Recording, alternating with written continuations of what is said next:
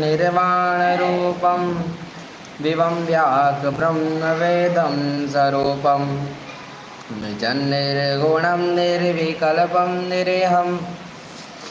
ताकाशवाकाशवासं भजेयं निराकारि ओङ्कारमूलं तुरीयं गिराज्ञानगोतीतमीशं गिरीशं करालं महाकालकालं कृपालं गुणागार संसारवारं नतोऽहं तुषारादिशंशासघोरं गम्भीरं मनोभूतकोटिप्रभोषि शरीरं विस्फोरणमौलिकल्लोनिनिजारुगङ्गा लसद्बालबालेन्द्रुकण्ठे भुजङ्गा चलत्कुण्डलं सुपनेत्रं विशालं प्रसन्नाननं नीलकण्ठं दयालं भ्रगाजेजचर्मालमुण्डमालं प्रियं शङ्करं सर्वनाथं भजामि प्रचण्डं प्रकष्टं प्रगल्भं परेशम् अखण्डं नजं भानुकोटिप्रकाशं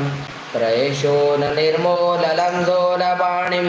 भजेऽहं भवानीपते भाववद्यं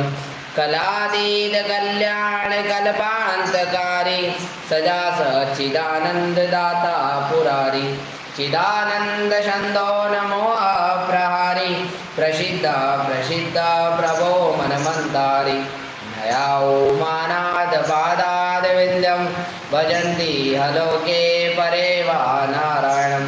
न तावशुकं शान्तिसन्तापनाशं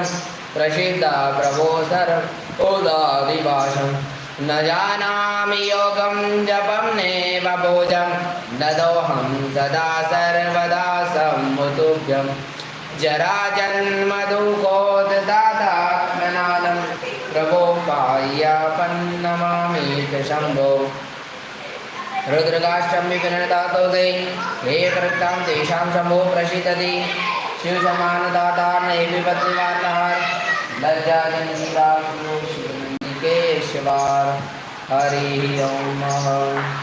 नमामि शमीशान निर्वाणरूपं विवं व्याघ्रब्रह्मवेदं स्वरूपम्